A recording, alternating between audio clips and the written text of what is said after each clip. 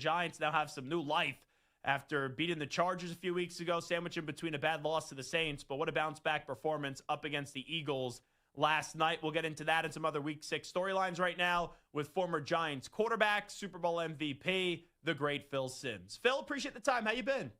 I've been well, Zach. I was at the game last night, too. I'm exhausted. I got a sore throat. I got it all because it was a lot of fun, very exciting. Wow. It was great to hear the crowd really into it. And we know this, between Scatterboo and Jaxson Dart, oh, my gosh. Every time they touched the ball, the crowd would go wild. So a lot of fun. And they caught the Eagles. I would say this to the Giants. Get ready. In 2 weeks, when you go down there to beat them, it's going to be rough because they're going to be mad still about the game last night. That's for sure. Dart has a moxie to him, a confidence, a swagger. Third down, he was automatic last night. He turns garbage into gold even when it doesn't look like there's a play there with his legs. What are you seeing right now out of the young Giants quarterback? Well, I see this, a guy that can run well, and he runs straight ahead. Very few times, when you look at all of his runs, are they outside. It's always he's looking for the pass. If it's not there, if he sees a gap, he takes it like a running back. It's an open space, and boom, he goes. But I think the other thing that's getting lost in this is his throwing. When somebody's open, he's not missing them. And he throws into what I call a lot of tight windows, but he puts it exactly where you have to, so the defender can't intercept it or knock it down or whatever.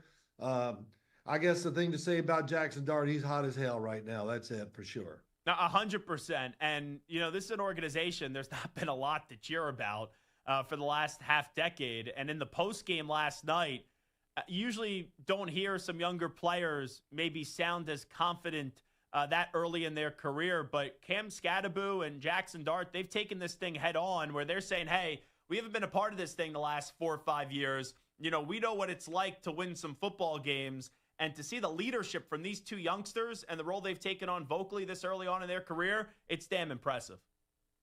Well, it is. They're not quite bloodied up yet. Let's put it that way. Sometimes you got to get it handed to you to toughen up and to be a better player.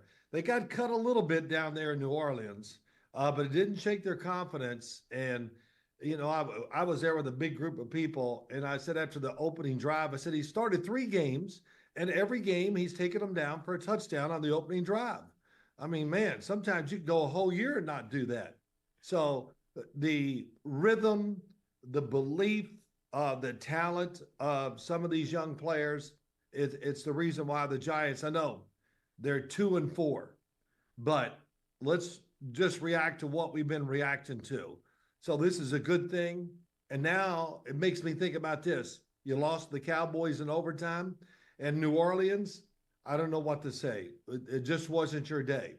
But if they play New Orleans 10 times, they're going to beat them 7 or 8 for sure. What do you think this identity of the team is right now? Forget about the record, because Dart didn't start every game because they went with Russ for the first few weeks of the season. With Dart leading this team, what do you think the identity is of the New York Giants right now? Oh, I think it's confidence, freedom, and belief, especially on the offensive side. I do believe the defense has been hurt a little bit by the secondary, so they got to try to protect it. Injuries, everything that happens with pro football. But the identity is, I think everybody can see it now. They're freewheeling, they're aggressive, and they're finally, back in Mac Jones the good year they went to the playoffs. That's kind of what we felt, and we haven't felt it since then. And you definitely can see it now. Brian Daboll's energy is apparent even on the sidelines, orchestrating the game. So, man, to put a damper on it is just this. They got Denver next, and then they go to Philly. I mean, can the Giants just get a break and play like a high school team or something? They got to keep playing all these powerhouses in the NFL. But you know what? They actually played better against the powerhouses. They lose to the Saints, but they beat the Chargers and they beat the Eagles. Maybe you keep the good teams up against them, Phil.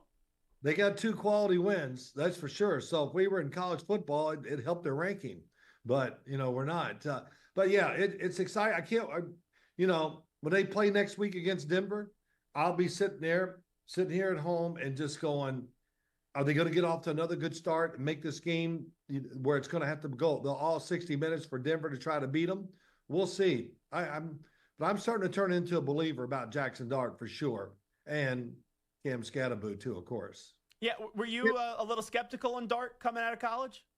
No, I thought they got the right guy in the draft. I'm not going to say I was all over it from the very start because I do all the quarterbacks and look at them, quite often. And I think it was about a week before the draft. I said, let me just look again. And I looked through about maybe 8 or 10 quarterbacks. And as I was watching Jaxson Dart, I went, I underestimated his running ability. Mm-hmm. And you know what it was? I'm trying to think who they were playing. I think they lost the game. But the runs were exactly what we're seeing in pro football. He looked, he didn't like it. He took off, went up the middle, gave a little move, picked up 10, picked up 12. And all of a sudden, that's when it really hit me. And, and I had people telling me, no, his running is pretty good. I go, well, I don't really see it that way when I watch him play down at Ole Miss, but I saw it late and I see it now. That's for sure. And you see like a little twinkle in the eye of Brian Daboll when he's watching, Jaxson Dart play. I know he was with Josh Allen. I'm not comparing Jaxson Dart to Josh Allen. Obviously, you can make a case Allen's the best quarterback in football, but I feel like Brian Daboll starting to say to himself, here we go again with the way that he's just looking at Jaxson Dart as of late. Oh, he's looking at him like, that's my son.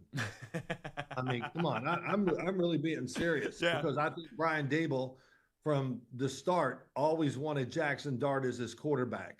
And, these guys and these coaches like him, they get to go visit these kids and be around them enough where you really get a great feel of who they are. And they worked him out at least once or twice. They saw his pro day. He's in the combine. He did everything, and they were there always watching him. So sooner or later, his personality is going to come out towards you. And whatever it is, like, hey, coach, whatever. It's apparent, though, that these two have a great connection. And Brian Daboll is so excited about him and his play. I mean, come on. All the years I played for Bill Parcells, I never came to the sideline and got a kiss on the helmet and a hug and, Parcells should have been nicer to you. He should have puckered up once or twice. No, I like him the way he was. I like everybody when they're angry. So, but yeah, it's really cool to see, and I'm not going to overdo it, but I'm just anxious to see where this goes. And yeah, you're excited. You should be. This team has been miserable to watch for a while. You actually have a reason to tune in and not think each and every week they're going to lose by like 30 points. So it's fun. Yeah. Yeah, I think the other thing is going to the game, had great seats in the mezzanine, and I was like, wow, this is awesome. One, the energy, I was happy. I'm a Giant fan. I'm hoping for the team. But also, when you're at the right spot, you can see everything. So, man, I saw the open receivers even before Jaxson Dart did. So, but it was a lot of fun sitting there and talking to everybody, that's for sure. Phil Simms here with us. On the flip side, I know the Eagles just won a Super Bowl, but they lost their last two. A.J. Brown is clearly not happy right now. They had the meeting. They didn't have the meeting. Who knows at this rate with Jalen Hurts. It just seems like these two just don't get along in Jalen Hurts and A.J. Brown.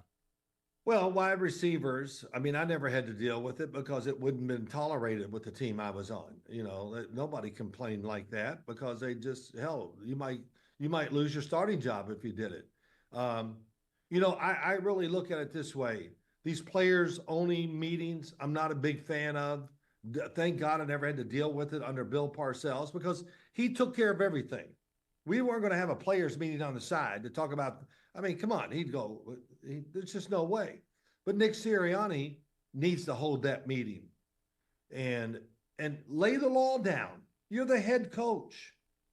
So sometimes I just don't quite understand it, but you know what? He's been to 2 Super Bowls over the last 3 years. So he knows enough to be able to get that team through seasons, playoffs, and, of course, last year he wins the Super Bowl. So, I know he has a little different idea on how to be a head coach, and he knows, of course, a lot more than me in doing that. But it's okay. Get in there and you're the man, you're ruling the football team, and tell them all to be quiet and let's just play. So if you let them talk, then be alert because another group's going to start talking too. Phil Simms here with us. Let's get to the Browns. Shedeur Sanders, right, is now quarterback too. Dylan Gabriel played well last week. You look at that whole situation between Dylan Gabriel and Shedeur. It's an interesting one, Phil. Oh, I'm so relieved he's the backup now. Oh, my God. I thought they were going to send him off somewhere. People talk about it. How could he be this? You know, I'm not knocking on Shedeur. I'm just knocking on the people who talk about it. I mean, come on. Listen, and Dylan Gabriel, he didn't play okay last week. He played really well. Really well. He protected the football. He's accurate as hell. Against a good defense, too. Yeah, against a good defense. But, you know, he has power to throw it. He's a good decision maker. And, you know, the situation he is in, because of what's going on behind the scenes and all through everybody and every show, oh, we're so excited he's the backup now. But what a tough situation for Dylan Gabriel to be in. He knows one interception. It's probably about all it would take. Yeah, you're right. And then the roar's coming. And so I don't know if he can block that out or if it makes him play more careful or, hell, he's careful already, but I mean to stay that way, or to do the other thing, really be aggressive and make big plays or whatever, try more of those, maybe even when they're not there. It's really a tough situation, I think, for Dylan Gabriel. And for Shedeur Sanders, you know, everybody relax. Sooner or later, he's going to get the play. You know why? Because Cleveland's not very good. All right, so if they lose this week, which I expect them to, Dylan Gabriel's 0-2. He threw 4 touchdowns, but we still lost. Oh, yeah, but we got to get somebody who can win. I mean, come on, Zach, it's a losing proposition no matter how you look at it in that situation. Talking to Phil Simms, let's get to the Colts. You got to feel good for Daniel Jones. Right now, you can make the case he's the MVP of the NFL, which who would have ever thought we'd be saying that, 5-6 weeks into the season? Well, the talent's still there. He's not moving around like he did with the Giants. He doesn't have to because the plan is good. What they're teaching, it gives the quarterback a chance to make the right reads. He's been very accurate throwing the football, and he's playing really well. And wide receiving group, it's kind of a group of no names in a way, but they got a good group there. The tight end, Tyler Warren from Penn State. Oh, my gosh, yes, he's really good. He's got a really big-time running back and also the offensive line. When you got that kind of talent, the running back and the scheme right, the offensive line doesn't have to be great. They just got to be okay or maybe good because the scheme is going to get the guys open right on time. You won't have to hold the football. That's what I see when I watch him. I think Daniel Jones the numbers don't lie. He's played very well, doing a great job with the football, very accurate throwing. And of course, hey, they really should be undefeated, Zach. Yeah. Well, the game they lost was a joke. Yeah, to the Rams with Adonai Mitchell. I could also argue, though, maybe that kind of evens out because the Denver game, they won off that whole leverage penalty and stuff like that. But no, if you want to tell me the Colts are going to be undefeated, I can't call you crazy for that. Don't be so. That's good. I think about that one, too. You need some breaks along the way, especially when you're looking at trying to have these really great records. There's going to be a game or two where you win, where you go, man, we were a little lucky there to get that one. But that's what happens in the NFL. Last thing I'll ask you. I know you're doing some college games for NBC. We know where your son went to school. Arch Manning plays in Red River this weekend. It hasn't gone well for him.